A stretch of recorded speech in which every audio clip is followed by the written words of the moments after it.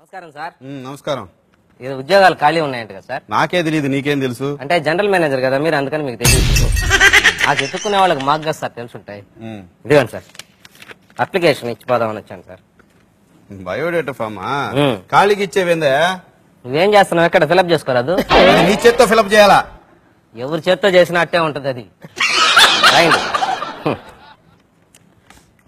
పేరు పండుగాడు. ఈడు కొడితే అసలు దెబ్బే తగలదు. పండుగాడా? ఇదేం పేరా ఇది? ముద్దు పేరు సార్. ముద్దు పేర్లు రాయరు ఇక్కడ. అసలు పేరు చెప్పు.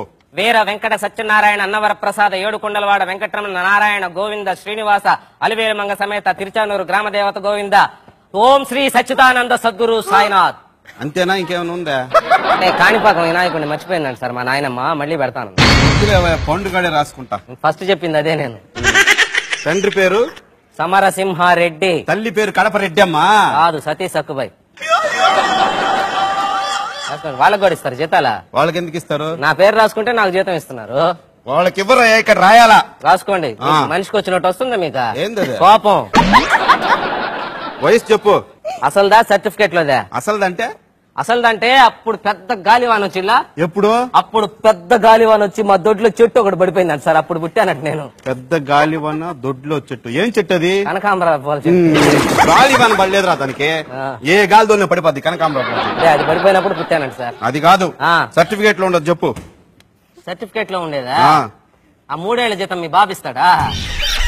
ఏంది 3 ఏళ్ల జీతం? ఇంట్లో గలబా చేస్తున్నానని వయసు ఎక్కువ 3 ఏళ్లు వేయించి మా తాత స్కూల్లో చేర్పించాడు మేడం. ఈ 3 ఏళ్ల జీతం ఎవడిస్తాడు నాకు అర్థం కాలేదు. దానికి మరి అది అద్దె రాస్తారు సార్. ఆ వయసు అదే రాయాలి చెప్పు.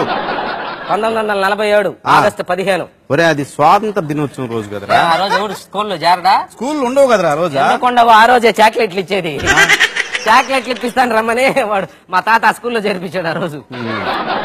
Address 2-22 divided by 222 into 2222 minus 22,222 plus 2,22,222 ఒక చొక్క 22,22,222.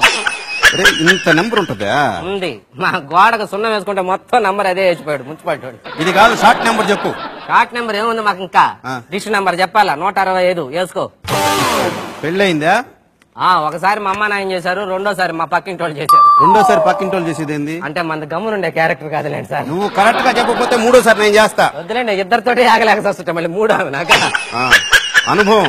దేంట్లో? దేంట్లో అంటే నాక పెళ్ళంట్రీ, మళ్ళీ ఇప్పుడు అనుభవం అంటుంట్రీ. ఒరే, ఉద్యోగం చేసిన అనుభవం రా. ఉద్యోగం అనుభవం అంటే క్లారిటీగా అడగాలి సార్. దేంట్లో అనుభవం అనే?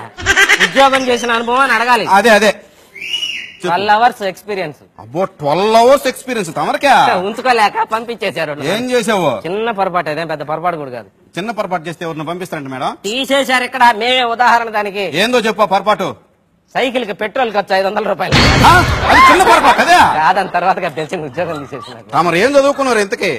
MBA అడ్మినిస్ట్రేషన్ చేద్దాం అనుకున్నా, చేయకూడదన్నారు. ఏమో, దానికి 10th క్లాస్ పాస్ కావాలంట కదా. 10th class pass